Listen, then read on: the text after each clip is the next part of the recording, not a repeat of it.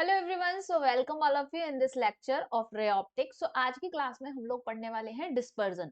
Dispersion का मतलब समझते हो? डिस्पर्जन का मतलब ये होता है कि हमारे पास जो लाइट है, जैसे कि व्हाइट लाइट जिसे हम बोलते हैं, वो व्हाइट लाइट क्या होती है? कलेक्शन होती है 7 कलर्स का, मतलब 7 डिफरेंट कलर की लाइट का कलेक्शन जो होता है वो होती है व्हाइट लाइट। तो एक साइड से व्हाइट लाइट आ रही है, अगर उस व्हाइट लाइट को मैं 7 कंपोनेंट्स में तोड़ दूं तो इसी फिनोमेना को क्या कहेंगे? Dispersion of light. ठीक है, तो इसी को हम पढ़ेंगे। ये बहुत ही सिंपल सा टॉपिक है, तुम्हें अभी आराम से समझ में आ जाएगा। ठीक है, और इसमें प्रीवियस ईयर में भी देखो क्वेश्चंस काफी आए हुए हैं, तो इसलिए हम इसको स्किप नहीं कर सकते हैं। आसान क्वेश्चन आते हैं, और इसमें जनरली ऐसे क्वेश्चंस आते हैं ना जो कि डबल प्रिज्म वाले क्वेश्चन आते हैं, dispersion without deviation, deviation without dispersion. ये वाला जो टॉपिक है जनरली बच्चों को कंफ्यूज करता है, इसलिए आज हम इसको इसमें कवर करेंगे। ठीक है, तो जैसे कि मैंने कहा कि डिस्पर्जन ऑफ लाइट क्या होता है? Dispersion of light, dispersion of light का मतलब होता है spreading of the light, spreading of the light into its component colours. ठीक है, तो कलर कंपोनेंट्स इस तरह से कुछ भी समझ लो, पर बात ये है कि आपके पास जो लाइट है उसको उसके कंपोनेंट कलर्स में ब्रेक कर देना। ठीक है, जिनसे मिलकर वो बनी है, इसी को क्या कहते हैं? हम डिस्पर्जन कहते हैं। अब ये जैसे होता कैसे है कि जैसे कि मैंने कहा कि भाई मेरे पास ये एक प्रिज्म है, मैंने कहा कि ये मेरे पास एक प्रिज्म है। ठीक है, अब उसके बाद हमने क्या किया, इसके ऊपर डाली इस तरह से ये व्हाइट लाइट, व्हाइट ही कलर से मैंने बना दिया है ये व्हाइट लाइट। तो ये व्हाइट लाइट इस तरह से जा रही है। अब मैंने तुमसे कहा कि व्हाइट लाइट जो होती है, व्हाइट लाइट जो होती है उसके अंदर क्या होता है? उसके अंदर 7 कलर का कॉम्बिनेशन होता है, 7 कलर कॉम्बिनेशन होता है, 7 कलर लाइट कंपोनेंट होती है। ठीक है, कंपोनेंट्स। ठीक है, तो वो कौन सी कलर्स होती हैं ये तुम्हें पता होगा, अगर नहीं पता है तो कोई बात नहीं है। V I, V I, B, G, Y, O और आर। ठीक है, विवजोर सबने पढ़ा होगा। V for violet, yes. उसके बाद I for indigo, indigo colour है ये। ठीक है, कार के बारे में मत सोचने लग जाना। बी फॉर ये वाला बी क्या है? ये ब्लू है। और ये क्या है? ग्रीन है। और फिर उसके बाद येलो, देन ऑरेंज, ऑरेंज, और फिर है रेड। ठीक है, तो ये बात हम जानते हैं, जब अगर वॉयलेट से रेड की तरफ आते हैं तो क्या चीज बढ़ती है? वेवलेंथ जो है वो इंक्रीज करती है। तो यानी कि सबसे ज्यादा वेवलेंथ किसकी होगी? रेड कलर की होगी। ठीक है, और उसके बाद क्या चीज कम होती है? फ्रीक्वेंसी कम होती है। तो सबसे ज्यादा फ्रीक्वेंसी वॉयलेट कलर की रहेगी और रेड कलर की फ्रीक्वेंसी सबसे कम रहेगी। ठीक है, तो अब तुमने क्या देखना है, एक तो ये बात हो गई कि मैंने अभी तुम्हें ये बताया बस। डिस्पर्जन क्या होता है? डिस्पर्जन होता है भाई कोई भी लाइट है उसको उसके कंपोनेंट कलर्स में तोड़ देना, इज कॉल्ड डिस्पर्जन। ठीक है, तो कोई व्हाइट लाइट है, उसके कंपोनेंट कलर कौन से? 7 कलर है, 1 2 3 4 5 6 7, और विवजोर से याद रखना होता है। यही हमारी लाइट के 7 कंपोनेंट हो गए। अब बात ये आती है कि तुम्हारे माइंड में ये नहीं आ रहा कि आखिर ये ऐसे क्यों तोड़ देता है, क्या बात होती है, क्या इसे दिक्कत हो गई जिसकी वजह से ये 7 कलर्स में ब्रेक करता है?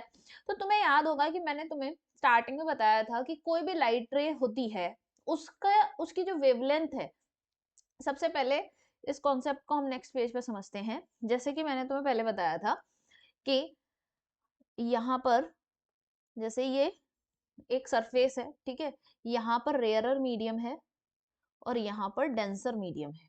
ठीक है, तो अगर तुम यहाँ पर लाइट ऐसे करके गिराओगी, ठीक है, तो ऑब्वियसली अब तुम जैसे तुमने कहा कि भाई हमने ये ऐसे नॉर्मल डाल लिया, तो अब ये लाइट रे थोड़ी सी कुछ इस तरह से चली जाएगी। ठीक है, इस तरीके से ये फिनोमेना इसने परफॉर्म किया।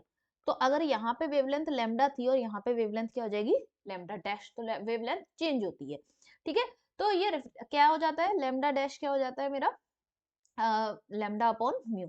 तो यानी कि क्या वेवलेंथ होगी आगे दूसरे मीडियम है, वो किस पर डिपेंड कर रही है? रिफ्रैक्टिव इंडेक्स पर डिपेंड कर रही है। एक तो हमने ये एक बात बोली थी। फिर मैंने तुम्हें पढ़ाया था एक कॉचीज रिलेशन। क्या पढ़ाया था मैंने तुम्हें? Cauchy's relation. तो कॉचीज रिलेशन क्या कहता था कि अलग, इसी के अकॉर्डिंग हमें ये पता चला था कि रिफ्रैक्टिव इंडेक्स जो है वो इनवर्सली प्रोपोर्शनल होता है वेवलेंथ के। तो यानी कि अगर किसी कलर की लाइट की वेवलेंथ ज्यादा है तो उसके लिए रिफ्रैक्टिव इंडेक्स कम रहेगा। इसका मतलब ये है कि यहाँ पे तो ये वाली बात थी कि भाई एक लाइट कलर गया और उसके साथ क्या चेंजमेंट होना है, यहाँ पे ये वाली बात थी। लेकिन मैं अगर ये कहूँ कि कई सारे लाइट रे जा रही हैं, ये सारी इस तरह से यहाँ पे, ठीक है। अब ये कॉचीज रिलेशन कुछ इस तरह बताने की कोशिश करता है कि अगर मेरे पास, जैसे मैंने ये बनाया, ठीक है, और यहाँ पे बनाया मैंने कहा रेयरर, और ये बनाया डेंसर, ठीक है, और हमारे पास कई सारी लाइट रे अगर गिर रही हैं, ठीक है, एक लाइट रे गिर रही है, फिर वो चली गई, फिर दूसरी गिर रही है, उसके लिए कुछ और पैटर्न, इस तरीके से कई सारी गिर रही हैं, तो ये जो इसका रिफ्रैक्टिव इंडेक्स होगा, इसके लिए जो रिफ्रैक्टिव इंडेक्स होगा, वो रिफ्रैक्टिव इंडेक्स किस लाइट के लिए कितना होना है, वो अलग अलग लाइट के लिए अलग अलग होता है, ठीक है। इतनी बात समझो कि अलग अलग लाइट रे के लिए एक ही चीज, जैसे ये प्रिज्म है, ये प्रिज्म है, ठीक है, ये प्रिज्म है, और इस प्रिज्म का रिफ्रैक्टिव इंडेक्स अलग अलग लाइट रेज के लिए अलग अलग रहेगा, ठीक है। तो किसके लिए सबसे ज्यादा रहेगा रिफ्रैक्टिव इंडेक्स, जिसकी वेवलेंथ कम होगी। क्यों? कॉचीज रिलेशन क्या कहता है कि refractive index is inversely proportional to the, Cauchy's relation कहता है कि refractive index is inversely proportional to the wavelength, ठीक है। तो इसका मतलब ये इनवर्सली प्रोपोर्शनल है, तो जिसकी वेवलेंथ ज्यादा, जैसे कि रेड कलर की हमारी वेवलेंथ ज्यादा होती है, तो रेड कलर की वेवलेंथ ज्यादा है अगर, तो हमारी इसके लिए रिफ्रैक्टिव इंडेक्स सबसे कम रहेगा, ठीक है। तो अब वापस से आ जाओ इसी बात पे कि हमने कहा कि अगर वेवलेंथ ज्यादा होगी तो क्या होगा, रिफ्रैक्टिव इंडेक्स कम रहेगा, ठीक है। अभी जब मैं प्रिज्म पढ़ा रही थी तो मैंने तुमसे कहा था कि डेविएशन का फॉर्मूला होता है म्यू माइनस वन ए, या अगर स्मॉल प्रिज्म है तो ए क्या होता था, ये वाला एंगल होता था, ठीक है। ऑब्वियसली तुमने पहले वाला, इससे पहले वाला प्रिज्म वाला लेक्चर तो देखा ही होगा, ठीक है। तो अब क्या होता है कि लाइट रे अंदर जाके बैंड करती है। अब देखो वॉयलेट कलर निकाल लेती हूँ तुम्हारे लिए और एक रेड कलर, ठीक। तो अब क्या होगा कि तुम एक बात समझो कि इसका मतलब क्या है, डेविएशन जो है वो डायरेक्टली प्रोपोर्शनल है किसके, deviation is directly proportional for, deviation is directly proportional to the refractive index. तो अगर रिफ्रैक्टिव इंडेक्स कम होगा तो इसका मतलब है डेविएशन भी कम होगा। तो तुम ये समझो कि जिसकी वेवलेंथ सबसे ज्यादा उसका डेविएशन सबसे कम, ठीक है, उसका डेविएशन सबसे कम। तो यानी कि deviation of red colour is less than the deviation of violet colour, ठीक है। ये वाली बात समझ में आ गई, क्योंकि रेड कलर की वेवलेंथ सबसे ज्यादा है, वॉयलेट कलर की वेवलेंथ सबसे कम है, इसलिए। अच्छा, अब एक बात हो गई। अब हम देखो, हमने कहा कि हमारे पास ये जो लाइट रे जा रही है, इसका क्या कंडीशन होगी, इसका ओरिजिनल पाथ तो यही था ना, ये इसका ओरिजिनल पाथ था, लेकिन अभी अंदर तो क्या होना है, डेविएशन होना है। अब ये यहीं से क्या होगा, डेविएट होना शुरू होगी, यहाँ से भाई ये डेविएट हुई, यहाँ से ये डेविएट हुई। भाई अभी एक मिनट सही से बनाती हूँ अच्छा सा। अब उसके बाद मैं फाइनल व्यू बनाती हूँ। तो अब देखो, सॉरी,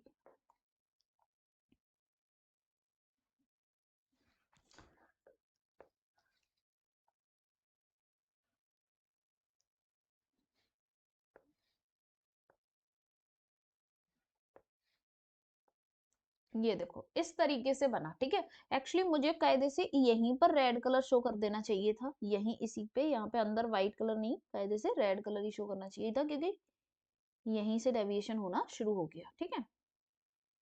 अब तुम्हें समझ आ रहा होगा। तो अब ये हुई क्या है कंडीशन, इसको जरा थोड़ा सा पीछे लेके जाते हैं, इन लाइट रे को पीछे एक्सटेंड करते हैं,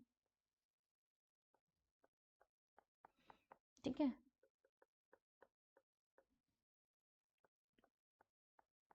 ये वाली चीज, अब तुम एक चीज को ध्यान से देखना कि डेविएशन, इसके लिए डेविएशन कितना है, ये वाला है, ठीक है। ये क्या है, वॉयलेट कलर के लिए। मैंने कलर, सॉरी, एक मिनट गड़बड़ कर दिया, थोड़ी सी कलर वाली मिस्टेक हो गई थी, तो अभी हम फिर से देखते हैं, ठीक है। तो हमें ये ध्यान रखना है कि रेड कलर का डेविएशन कम होता है और वॉयलेट कलर का ज्यादा होता है, तो ऑब्वियसली वॉयलेट कलर नीचे की तरफ आएगा, तो मैंने ऊपर कर दिया था।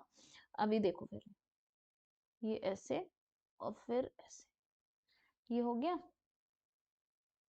इस तरह से वॉयलेट कलर का हो गया। रेड कलर का मुझे कम डेविएशन रखना है, ये इस तरह, ठीक है। बीच में और भी कलर्स आ रहे होंगे, ठीक है, ये, और ये इसका ओरिजिनल पाथ था, ये ओरिजिनल पाथ था, लेकिन रेड कलर का डेविएशन किस तरह हुआ है, इस तरह से ये रेड कलर का डेविएशन है, और पर्पल ये सॉरी वॉयलेट कलर का जो डेविएशन है वो इस तरह से है। ठीक है, तो अगर तुम देखो तो ये क्या है, रेड कलर का डेविएशन। ठीक है, और अगर तुम देखो तो ये वाला, ये पर्पल वाला क्या है, मैं बार बार उसको ये लिख देती हूँ, यहाँ पे रेड आएगा। ठीक है, डेल आर, और यहाँ पे ये वॉयलेट। ठीक है, अब ठीक है, तो तुम्हें साफ दिखाई दे रहा है कि del of the violet is more और deviation of the red colour is less. ठीक है, यहाँ पे चीज जो एक्सप्लेन की थी वो चीज सही है, वो थोड़ा सा डायग्राम बनाते वक्त हो गया था यहाँ पे मिस्टेक। लेकिन अब यहाँ पे ये समझे, जैसे यहाँ पे ये क्या आ गया मेरा, ऊपर आ गया रेड कलर। ठीक है, ये क्या आ गया, रेड कलर, और ये मेरा आ गया वॉयलेट कलर। इसका मतलब ये नहीं है कि बीच में और कलर नहीं होंगे, और कलर भी होंगे। ठीक है, और कलर भी होंगे यहाँ पर सारे, ये सारे कलर्स जो हैं बीच में आ रहे होंगे कि यहाँ पे इंडिगो, ब्लू, ग्रीन, ये सब कलर्स होंगे। ठीक है, तो मैं लिख देती हूँ, सिंपल बना नहीं रही अब इसे, ये आई बी। ठीक है, वो आएंगे नहीं, एक्चुअली उतने स्पेस में आ नहीं पा रहे हैं। ठीक है, तो अभी मैंने ये लिख दिया है। ठीक है, यहाँ पे ये वॉयलेट लिख दिया है, लेकिन बीच में Indigo, blue, green, yellow, orange, और फिर ये रेड, इस तरीके से ये बनेंगे। तो ये एक लाइट रे थी और वो अपने कॉन्स्टिट्यूएंट कलर्स में क्या कर जाती है, ब्रेक कर जाती है। तो यही हमारा क्या होता है, डिस्पर्जन होता है। क्यों होता है ये, क्योंकि किसी भी मटेरियल का रिफ्रैक्टिव इंडेक्स अलग अलग कलर की लाइट के लिए अलग अलग रहता है, इसीलिए अलग होता है ये। ठीक है, तो अब हमें क्या देखना होता है, मैंने तुम्हें क्या समझाया ये समझ लिया तुमने। अब हमने देखना है कि ये डेविएशन हो गया हमारा किसका, वायलेट कलर का, और ये डेविएशन हो गया मेरा रेड कलर का। ठीक है, अब अगला टर्म आता है कि एंगुलर डिस्पर्जन क्या होता है। एंगुलर डिस्पर्जन होता है difference in the deviation of red and the violet colour. देखो रेड और वॉयलेट बिल्कुल किनारे वाले कलर है ना, तो इनके डेविएशन में जो डिफरेंस था, तो ये जो एंगुलर डिस्पर्जन है उसको हम थीटा से रिप्रेजेंट करते हैं, और ये क्या है, रेड कलर के डेविएशन और वॉयलेट कलर के डेविएशन का डिफरेंस। तो किसका डेविएशन सबसे ज्यादा था, वायलेट कलर का डेविएशन। ठीक है, तो del V minus del R. ठीक है, अच्छा मैंने तुम्हें बताया था कि डेल का फॉर्मूला हम क्या लिख सकते हैं, म्यू माइनस वन ए। ठीक है, कि कब लगता है ये फॉर्मूला, जब थिन प्रिज्म होता है, और हम इसमें ये मान के चल रहे होते हैं कि ये थिन प्रिज्म के केस का है। ठीक है, ये थिन प्रिज्म के केस में हम ये फॉर्मूला लगा लेते हैं। ठीक है, तो मैं अगर इसके लिए वॉयलेट कलर के लिख लूं तो वॉयलेट कलर के लिए लगा दिया मैंने ये। ठीक है, इतना क्या हो गया, ये वॉयलेट कलर के लिए, ये सॉरी वॉयलेट कलर का जो डेविएशन है उसके लिए फॉर्मूला लिख दिया माइनस, फिर उसके बाद ये म्यू आर माइनस वन ए, और ये ब्रैकेट में बंद। ठीक है, तो मतलब डेविएशन ये वॉयलेट कलर के लिए रिफ्रैक्टिव इंडेक्स, ये रिफ्रैक्टिव इंडेक्स रेड कलर के लिए। ठीक है, अच्छा तो अब इसको अगर तुम एक साथ लिखोगे तो ये कुछ इस तरह से आ जाता है, mu we minus mu R into A. ठीक है, तो एक फॉर्मूला हमारा ये बन जाता है, mu we minus mu R into A. तो this is the formula for, 1 minute है ना। अब कई बार क्वेश्चन में क्या होता है कि तुम्हें हो सकता है कि म्यू वी ना दिया हो, म्यू आर ना दिया हो, या फिर कुछ इस तरीके की चीजें हो, तो हम क्या करते हैं, एक और हमारे पास कंडीशन रहती है। हम जानते हैं कि हमारे इन 7 कलर्स में मीन कलर कौन होता है, मीन डेविएशन किसका आता है, तो मीन डेविएशन आता है मेरा येलो कलर के लिए। ठीक है, तो मीन डेविएशन अगर मैं देखूं, मीन डेविएशन, ठीक है, मीन डेविएशन का मतलब ऐसा होता है ना कि हमारे पास जैसे कई सारी वैल्यू होती है तो हम अर्थमेटिक मीन निकालते हैं, तो वही चीज है। तो सब रेड के लिए डेविएशन, वॉयलेट के लिए, सारे कलर्स के लिए डेविएशन है। तो अगर मैं इस पूरे का नेट मीन डेविएशन देखूं तो वो मैं क्या लिख दूंगी कि मीन डेविएशन। ठीक है, और ये जो मीन डेविएशन रहता है ये किसके लिए रहता है, येलो कलर के लिए। ठीक है, और इसको हम कैसे लिख देते हैं, भाई हमारा ये येलो कलर के लिए है डेविएशन, तो ऑब्वियसली हम इसको भी mu Y minus one into A, इस तरीके से हम इसका भी फॉर्मूला लिख लेते हैं। और दूसरी चीज जो यहाँ पे हम समझते हैं वो होता है रिफ्रैक्टिव इंडेक्स का रिलेशन, यानी कि relation between the refractive index for yellow colour and violet colour and red colour. ठीक है, तो रिलेशन देखेंगे, रिलेशन देखो यहाँ पे ना कोई बहुत बड़ी रॉकेट साइंस नहीं है कि तुम्हें बहुत ज्यादा कुछ समझना है, ये फॉर्मूले ही हैं, वही तुम्हें याद रखने हैं और समझ लेने हैं। ठीक है, तो म्यू वाई, म्यू वी और म्यू आर क्या है, तो mu y is equals to हो जाता है mu v plus mu r upon two. तो ये दो फॉर्मूले तुम्हें याद रखने हैं, इनसे भी इनका यूज होता है हमारा। ठीक है, तो मैंने तुम्हें यहाँ पे ये बताया कि हमारा एंगुलर डिस्पर्जन क्या होता है, तो एंगुलर डिस्पर्जन समझ गए। अब आता है अब आता है हमारा डिस्पर्सिव पावर। डिस्पर्सिव पावर को मैं ओमेगा से रिप्रेजेंट करती हूँ, और रिप्रेजेंट करते हैं देन होता क्या है, it depends on the material. ये मटेरियल पे डिपेंड करता है, मतलब प्रिज्म का मटेरियल, प्रिज्म का मटेरियल चेंज होगा तो डिस्पर्सिव पावर अलग हो जाएगी। और अगर मटेरियल सेम है, सेम मटेरियल के दो प्रिज्म है, तो दोनों ही प्रिज्म के लिए डिस्पर्सिव पावर सेम रहेगी, ये बात ध्यान रखनी है, ठीक है। अब उसके बाद क्या होता है कि डिस्पर्सिव पावर होता क्या, अगर फॉर्मूला लिखें अगर, तो ओमेगा इक्वल्स टू होता है, जो अभी अभी हमने क्या पढ़ा था ऊपर, क्या पढ़ा था हमने यहाँ पे, एंगुलर डिस्पर्जन, ठीक है। एंगुलर डिस्पर्जन का और deviation of the yellow light, यानी कि जो मीन डेविएशन था, ठीक है, इनका जो रेशियो होता है that is called the dispersive power, ठीक है। तो it is the ratio of theta upon del Y.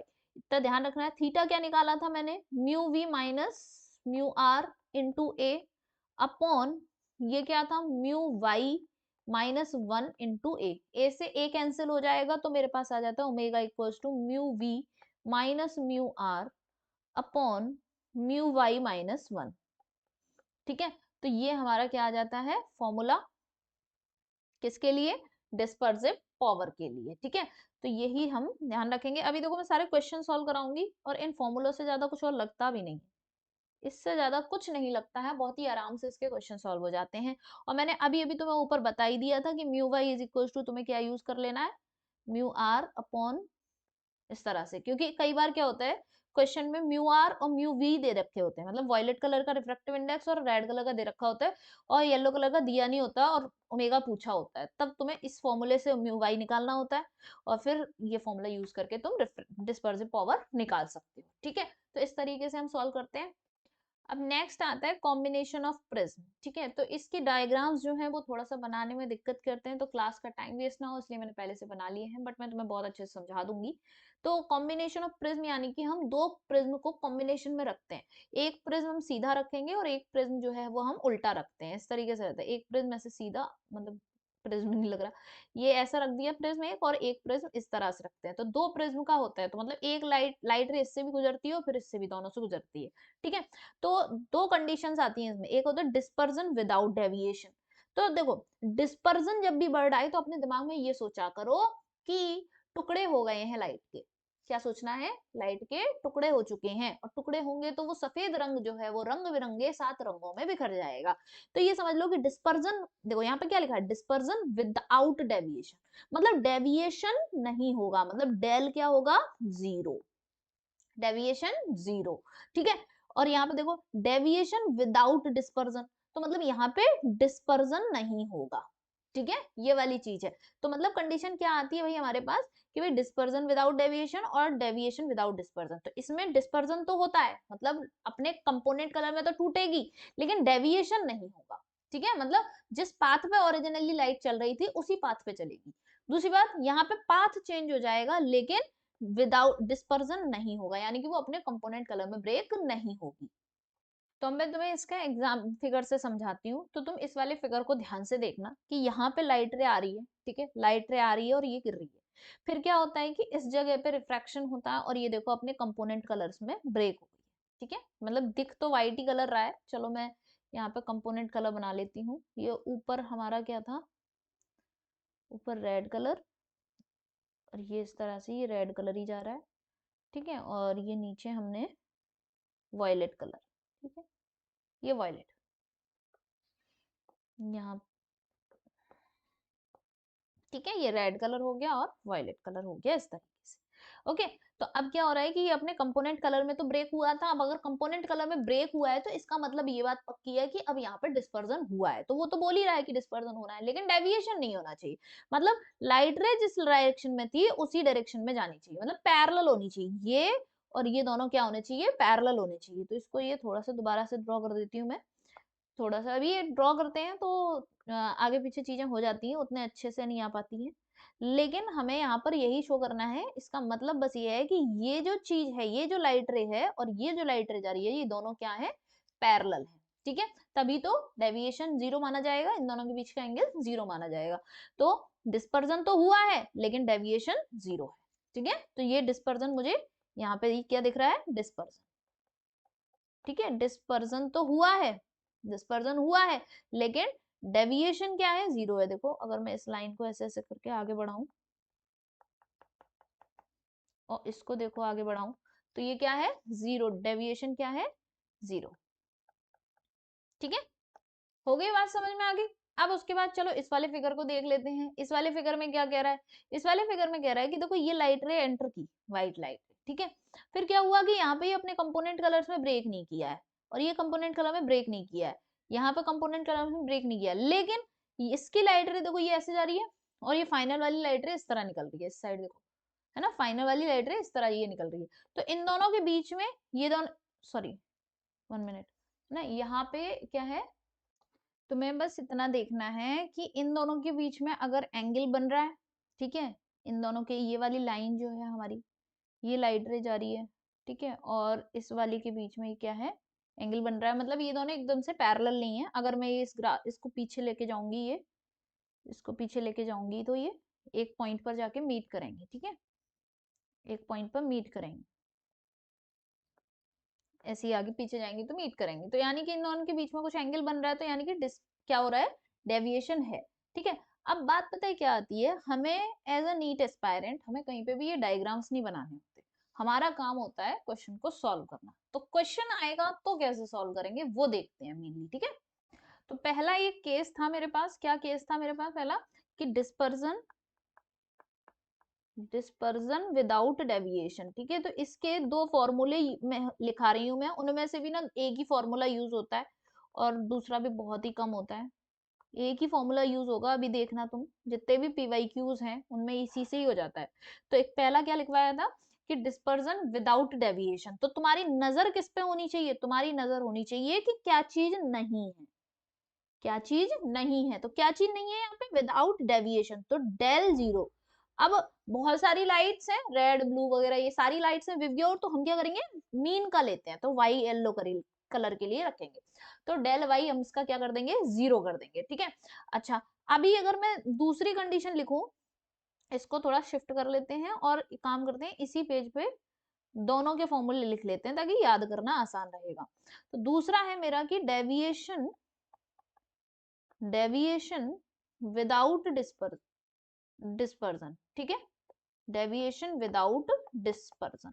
तो अब यहाँ पर क्या नहीं है ये बताओ, फॉर्मूले भी याद करने का पता है, फॉर्मूले याद करना भी एक कला है जो कि हमें अपने अंदर बिल्ट करनी होती है। तो विदाउट डिस्पर्जन, तो डिस्पर्जन नहीं है, तो मैंने तुम्हें इससे पहले क्या चीज सिखाई थी, एक बताया था एंगुलर डिस्पर्जन, एक बताया था डिस्पर्सिव पावर। तो डिस्पर्सिव पावर तो मटेरियल पर डिपेंड करती है, वो थोड़े ना, हम मटेरियल को थोड़े ना खत्म कर देंगे। तो क्या डिस्पर्जन नहीं हो रहा है, तो इसका मतलब क्या है कि वॉयलेट कलर और रेड कलर और वॉयलेट कलर जो थे उन दोनों के बीच में गैप ही नहीं है, यानी कि क्या होगा, एंगुलर डिस्पर्जन 0। तो एंगुलर डिस्पर्जन 0 तो मानी कि थीटा 0। तो ये देख लो, विदाउट डिस्पर्जन है तो थीटा 0 है और विदाउट डेविएशन है तो डेल वाई 0 है, ठीक है। अब देखो अगर डेल वाई 0 है तो इसका मतलब क्या होगा कि भाई एक प्रिज्म, दो प्रिज्म लगाते हैं ना, तो एक प्रिज्म की वजह से मान लो कि म्यू वाई -1 इंटू ए, ये एक प्रिज्म, जैसे एक प्रिज्म ये था और दूसरा प्रिज्म ये था, ठीक है, और दिख रहा है, हाँ, इस पे एंगल जो है वो ए है और इसका एंगल जो है वो ए डैश है, इस तरह से मान लेते हैं। इसके लिए म्यू वाई है और इसके लिए म्यू वाई डैश है, ठीक है, इस तरीके से कंडीशन है, थोड़ा सा साफ कर देते हैं, ये म्यू वाई डैश है, ठीक है। तो दोनों के लिए अलग अलग है, मतलब बात तो ये, विदाउट डेविएशन का मतलब क्या है, जितना डेविएशन इस वाले प्रिज्म ने प्रोड्यूस किया उसका अपोजिट डेविएशन इसने प्रोड्यूस कर दिया, तो कैंसिल आउट हो गया।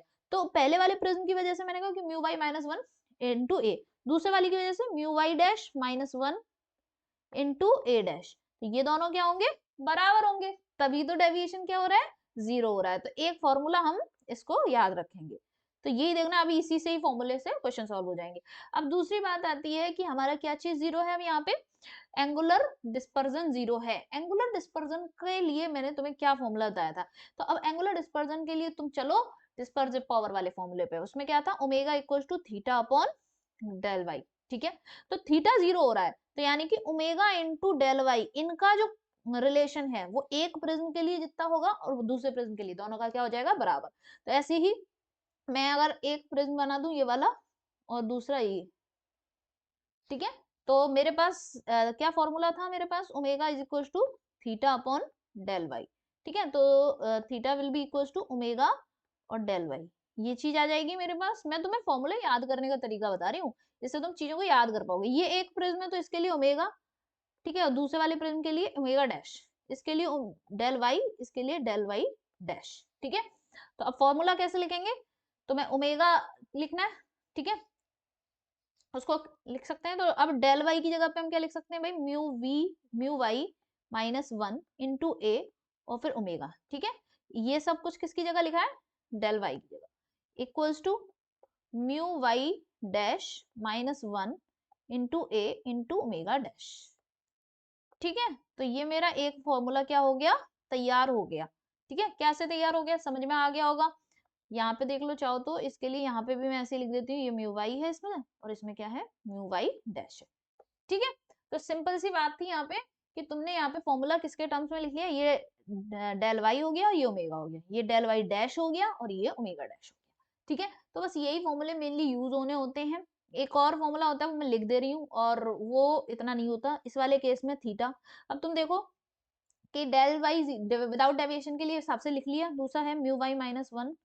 मैंने तो जब भी क्वेश्चन किए तो मुझे तो कभी भी इसका यूज नहीं इतना दिखा, है ना। और इस वाले केस में हम लगाते हैं, जब डेल निकालना हो, डेविएशन निकालना हो, तो म्यू वाई माइनस 1 इंटू ए 1 minus omega upon omega dash. अब ये क्यों होता है, अब तुम एक बात समझ लो कि जब विदाउट डिस्पर्जन है, मतलब डिस्पर्जन नहीं हो रहा है, तो डेविएशन तो है ना, तो डेविएशन कितना है, तो वो इस फॉर्मूले से निकालेंगे।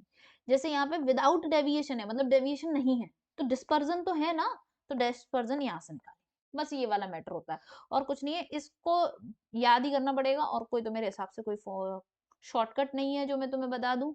तो ये तो मैंने रट्टा मारा था, ठीक है। अब बाकी करते हैं क्वेश्चन, अल्टीमेटली हमें करने हैं क्वेश्चन, क्वेश्चन सॉल्व करने आने चाहिए, ज्यादा थ्योरी उतनी ही सीखनी चाहिए जितना हमें जरूरत होती है, ठीक है। अब क्वेश्चन मेरे पास क्या कह रहा है, एक थिन प्रिज्म है जिसका एंगल क्या है 15 degree, made up of glass of refractive index 1.5 is combined with the another prism of glass of refractive index 1.75, the combination of the prism produce dispersion without deviation। कौन सा वाला है, dispersion without deviation, इस पे ध्यान दो, without deviation.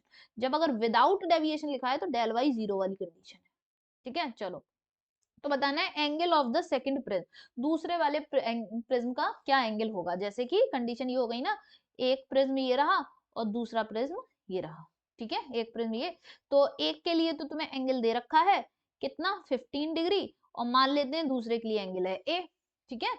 और इसका रिफ्रैक्टिव इंडेक्स मुझे 1.5 दे रखा है और इसका रिफ्रैक्टिव इंडेक्स 1.75 दे रखा है। डेल वाई जीरो वाली कंडीशन है, तो मैं फॉर्मूला क्या लगाऊंगी, mu Y minus 1 into a equals to mu y dash minus 1 into a dash. बस इतना सा फॉर्मूला लगाना है। म्यू वाई क्या लिखेंगे 1.5 माइनस 1, ए कितना लिखेंगे 15, डिग्री में ही लगा देंगे, ठीक है। ये 1.75 माइनस 1 और ए मुझे फाइंड करना है, ठीक है। तो ये हो जाएगा मेरे पास 0.5 इंटू 15, और ये 1.75 में से 1 माइनस करेंगे तो 0.75 इक्वल्स टू ए आ गया, ठीक है। तो इसको सॉल्व करते हैं, 5 इंटू 15 इंटू 10/75, ठीक है। 5 से ये कैंसिल आउट हो गया, 1 5 15 और 15 से 15 कैंसिल हो जाएगा, तो 10 डिग्री आंसर आ जाएगा, ठीक है। तो correct answer is the C, is the correct answer, ठीक। चलो नेक्स्ट आगे देखते हैं। अगला क्वेश्चन कह रहा है, मेरा थिन प्रिज्म है, एक थिन प्रिज्म है, उसका रिफ्रैक्टिंग एंगल क्या है 10 डिग्री, वो रिफ्रैक्टिव इंडेक्स 1.42 वाले से बना है। If the prism is combined with the another prism of refractive index 1.7, the combination produces dispersion without deviation. मैं बता रही हूँ 90% क्वेश्चन जो आते हैं वो डिस्पर्जन विदाउट डेविएशन के आते हैं। पता है एग्जाम में भी ना कठिन क्वेश्चन नहीं आते, बात ये आती है कि आपको छोटी छोटी चीजें पता होनी चाहिए, आपको क्वेश्चन सॉल्व करना आना चाहिए। अब ये थोड़ी है कि अब मैं तुम्हें कॉम्बिनेशन ऑफ प्रिज्म पे फालतू का डिटेल पढ़ा दूं, क्या ही करूंगी, उतना ना तुम्हें जानना ना मुझे जानने की जरूरत है, जितना नीट में आता है उतना पढ़ना चाहिए, ठीक है। तो डिस्पर्जन विदाउट डेविएशन पे आते हैं क्वेश्चन, वो हमें पढ़ लो बस। रिफ्रैक्टिव एंगल बताना है, अगेन सेम चीज करनी है मुझे, हमें डायरेक्ट कर दूं 1.42 माइनस 1 इंटू 10 बराबर 1.7 माइनस 1 इंटू ए, ठीक। तो ये हो जाएगा 0.42 इंटू 10 अपॉन 0.7 इक्वल्स टू ए। तो ये पॉइंट और ये पॉइंट और ये जीरो सब कट गया ना, समझ गए होगे। तो इससे ए की वैल्यू क्या आ जाती है 6 डिग्री, ठीक है 6 डिग्री। तो ए इज द करेक्ट आंसर, ठीक है। चलो नेक्स्ट, अब अगला ये यहाँ पे डिस्पर्जन से रिलेटेड इतने क्वेश्चंस आते हैं। अब नेक्स्ट देखते हैं, जैसे हमारे पास रेनबो है, स्कैटरिंग है, इनसे भी थ्योरेटिकल क्वेश्चंस बन जाते हैं, उनको कवर कर लेते हैं। तो मैं थोड़ा सा, मैंने सारा कुछ जो है वो लिखा हुआ है, तो मैं लिखूंगी नहीं, इस तरह से ही हम समझ लेंगे सारा कुछ। तो रेनबो जो है, रेनबो किस तरह, किससे बनता है, तो इस इन नोट्स में मैं फिर हमेशा यही बोलती हूँ, मैं अपने नोट्स में जो बातें लिखती हूँ उनमें से एक भी बात मत छोड़ना कि इनमें से कोई भी चीज छोड़ दें, ठीक है। क्योंकि मेरे नोट्स में हर वो बात लिखी है जो कहीं ना किसी प्रीवियस ईयर में आया ही आया है, ठीक है। तो ये क्वेश्चन कई बार आता है कि कौन से फिनोमेना इन्वॉल्व हैं रेनबो के फॉर्मेशन में। तो रेनबो जो बनता है उसमें रिफ्रैक्शन, टीआईआर और डिस्पर्जन, ये तीन फिनोमेना होते हैं, रिफ्रैक्शन, टीआईआर और डिस्पर्जन। आंख बंद करके याद कर लो, RTD RTD RTD, refraction, TIR और डिस्पर्जन, तीन फिनोमेना होते हैं, रिफ्रैक्शन, टीआईआर और डिस्पर्जन, ठीक। अब रेनबो जो होते हैं, पहला क्वेश्चन तैयार हो गया ये ठीक है, क्वेश्चन नंबर 1 तैयार हो गया तुम्हारा, ये question 1। Question number 2, question number 2 तुम्हारा ये है कि कितने टाइप के रेनबोज होते हैं। तो दो तरीके के रेनबो होते हैं, एक होता है प्राइमरी रेनबो,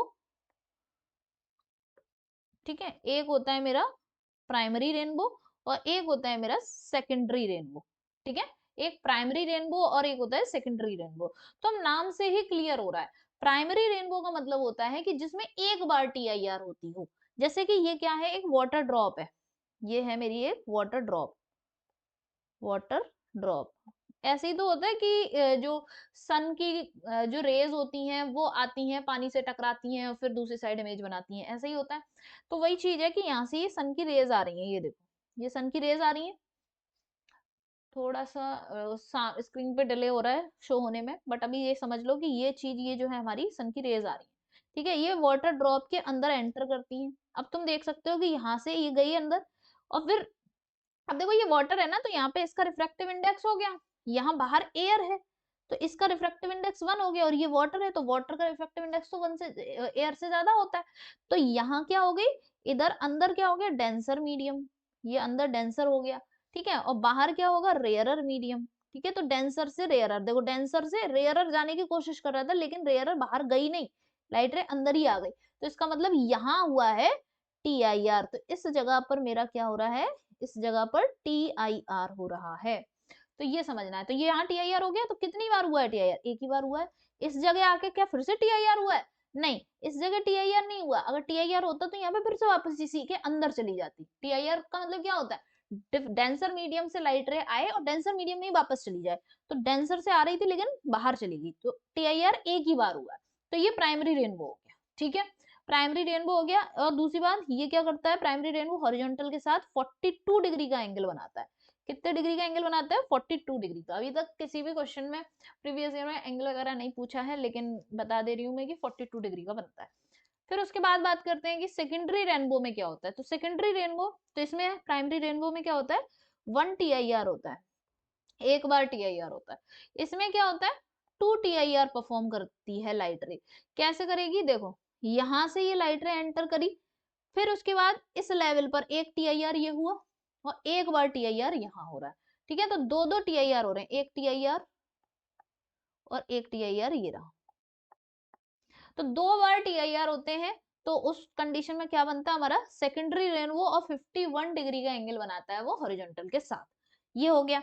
सारी बातें फिर से मैंने यहाँ पर लिखी हुई हैं कि हमारे पास जो प्राइमरी रेनबो होता है और सेकेंडरी रेनबो, दो रेनबो होते हैं। प्राइमरी रेनबो वो होता है जिसमें एक बार टीआईआर होता है इनसाइड द वाटर ड्रॉप, पानी की ड्रॉप के अंदर एक बार टीआईआर होता है, ठीक है, 1 टाइम टीआईआर होता है इनसाइड द वाटर ड्रॉप।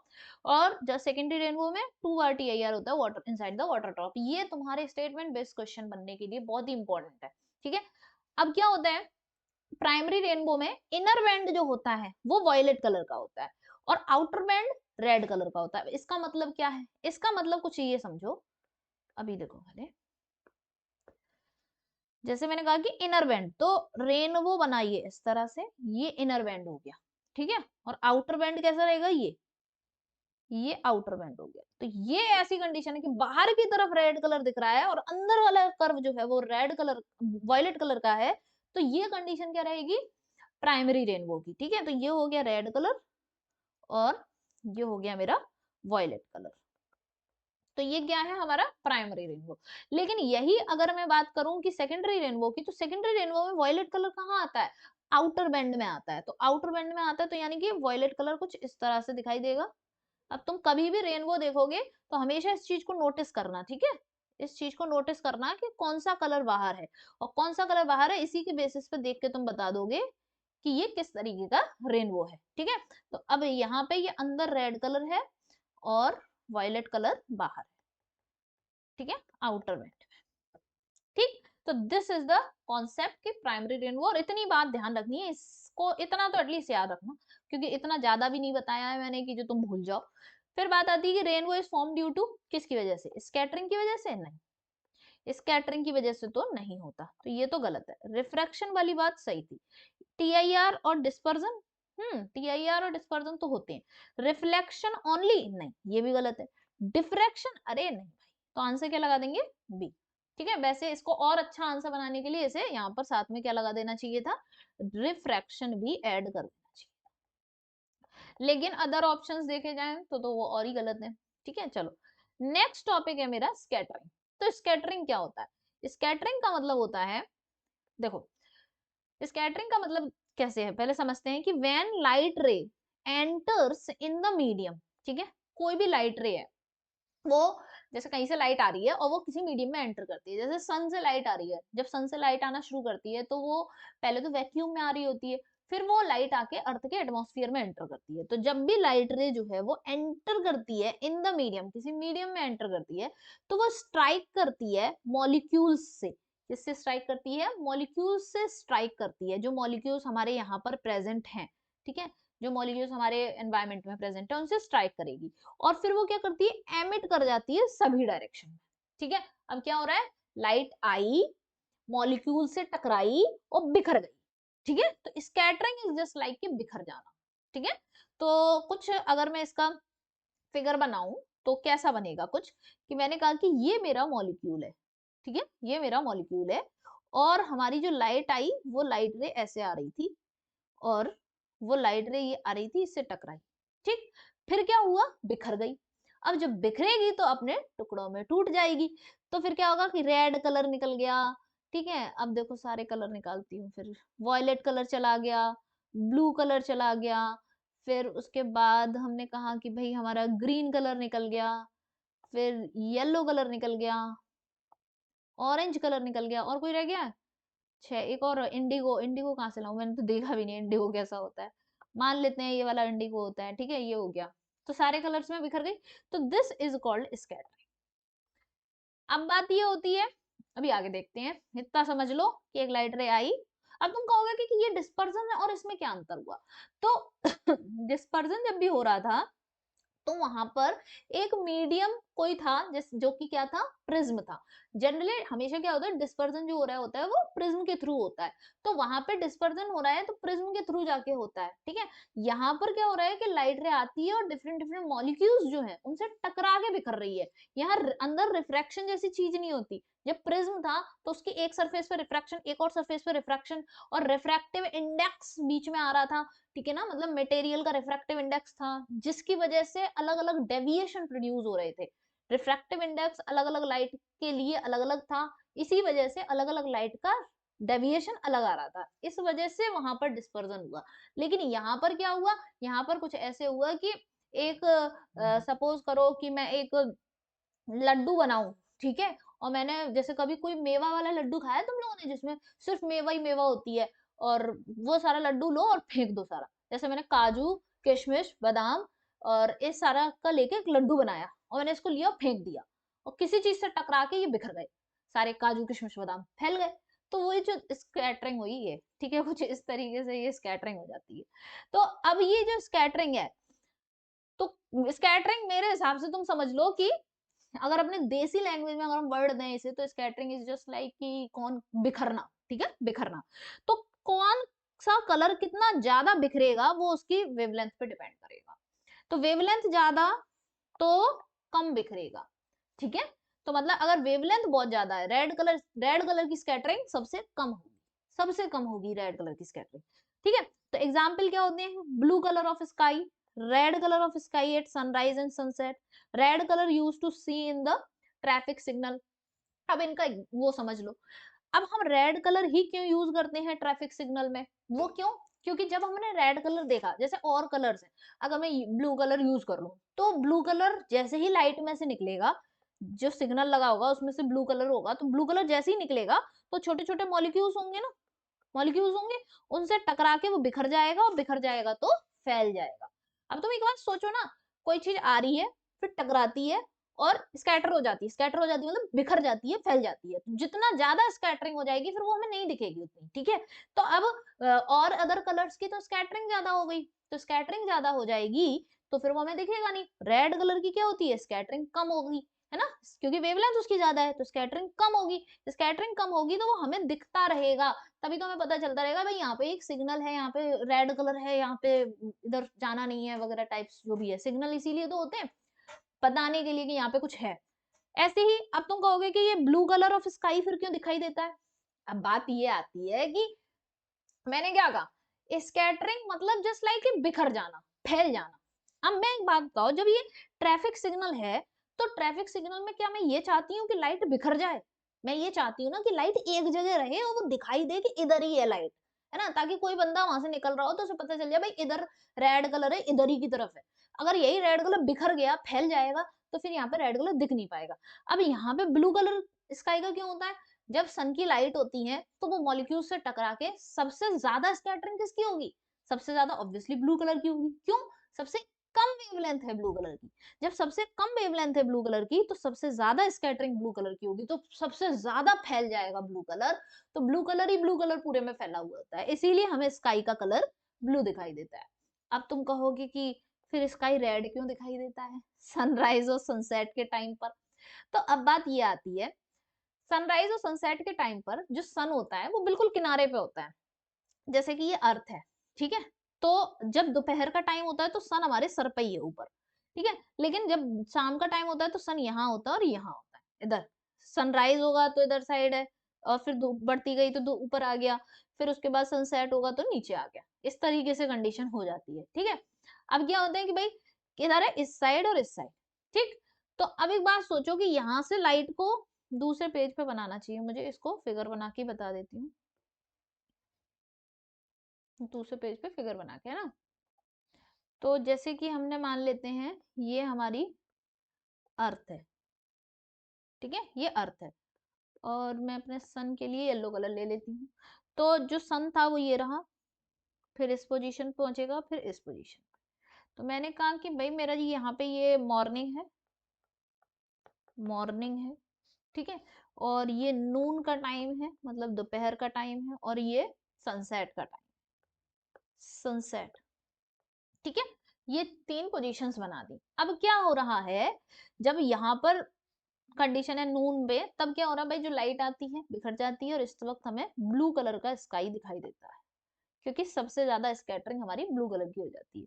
यहाँ पर जब आती है तो यहाँ पे क्या होता है कि लाइट को ट्रेवल करना पड़ता है, यहाँ पे सारी लाइट रेज ट्रेवल करती हैं, ठीक है, सारी light rays blue green yellow ये सब ट्रेवल करती हैं, तो फिर क्या होता है कि यहाँ पर भी ब्लू कलर की सबसे ज्यादा स्कैटरिंग होती है, ठीक है, blue colour, blue scatter most, scatter most सबसे ज्यादा स्कैटर कर जाता है, तो ये तो बिखर जाता है, ये बिखर जाता है, फिर यहाँ क्या रह गया, यहाँ रेड कलर रह गया, तो जहां सन होता है वहां पे हमें रेड कलर दिखाई दे रहा होता है, यहाँ पे ऐसी ही, यहाँ पे क्या हो गया, रेड कलर हो गया, तो सबसे ज्यादा डिस्टेंस तो ऑब्वियसली ब्लू कलर ने कवर कर ली, और इस लेवल पे हमें क्या दिखाई दे रहा है, सिर्फ रेड कलर दिखाई दे रहा है, तो हमें ऐसा लगता है कि उधर देखो सूरज है, वो जो कि हमें रेड से कलर का दिखाई दे रहा है।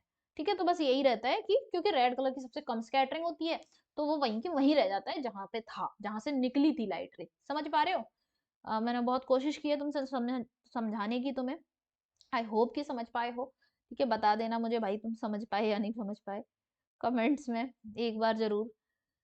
देखो इस क्वेश्चन को देखते हैं, पिक द रॉन्ग आंसर, तुम्हें क्या करना है, गलत जवाब बताना है। तो rainbow is a combined effect of dispersion, reflection of light, यार सही है ये तो, है ना, ट्रू है ये, लेकिन मुझे ये आंसर नहीं लगाना।